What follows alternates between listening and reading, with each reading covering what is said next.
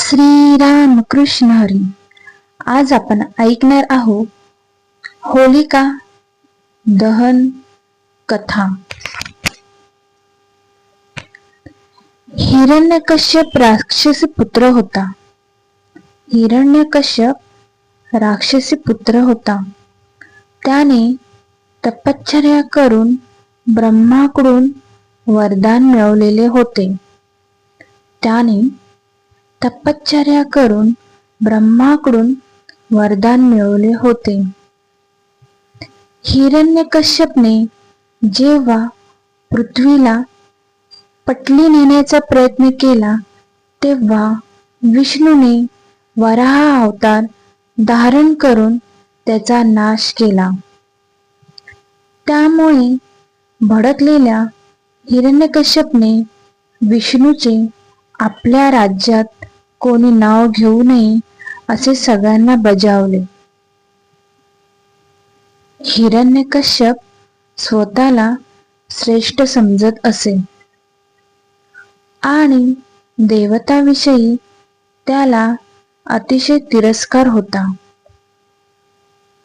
पण त्याच्याच घराण्यात जन्माला आलेल्या त्याचा मुलगा प्रल्हाद हाच मोठा विष्णू भक्त निघाला. पण त्याच्याच घराण्यात जन्माला आलेला त्याचा मुलगा प्रल्हाद हाच मोठा विष्णू भक्त निघाला. प्रल्हाद बालपणापासून विष्णूचा परमभक्त होता. प्रल्हाद बालपणापासूनच विष्णूचा परमभक्त होता. प्रल्हाद दिवस रात्र विष्णूच्या नावाचे नामस्मरण करीत असे. प्रल्हाद दिवस रात्र विष्णूच्या नावाचे नामस्मरण करीत असे. नेमके हेच हिरण्यकश्यपला मान्य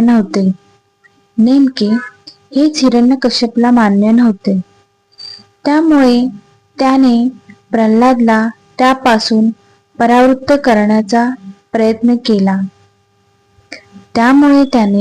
प्रल्हादाला त्यापासून परावृत्त करण्याचा प्रयत्न केला. परंतु प्रत्येकावेळी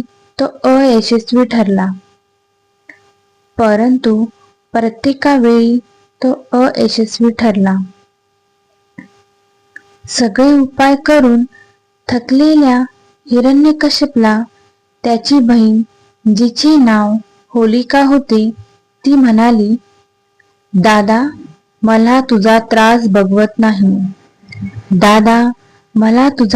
बघवत नाही.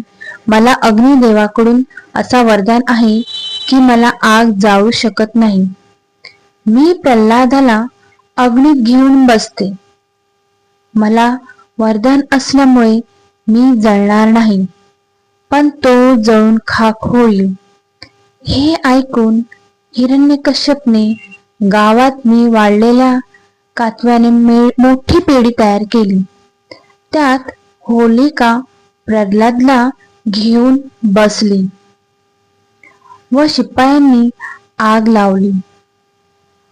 होलिका आपल्याच वरदानाच्या धुंदीत होती, परंतु प्रल्हादाच्या भक्ती साधनेमुळे उलटेच घडले. होलिकेचे अंग जळू लागले. तिच्या अंगाचा दाह होऊ लागला. प्रल्हाद मात्र विष्णूच्या नामस्मरणात दंग होता. शेवटी जे व्हायचे ते झाले. होलिका जाळून खाक झाली आणि प्रल्हाद सुखरूप जिवंत राहिला. त्याच्या भक्तीने प्रसन्न होऊन विष्णूने खांबातून नृसिंह अवतार घेऊन हिरण्यकश्यपचा वध केला. तेव्हापासून होळी जाळण्याची परंपरा सुरू झाली. अस्त्याला जाळून सत्याचा प्रकाश पसरवणे हा होलिका दहनामागील उद्देश आहे. म्हणून होळीला महत्त्व आहे. श्रीराम कृष्ण हरी.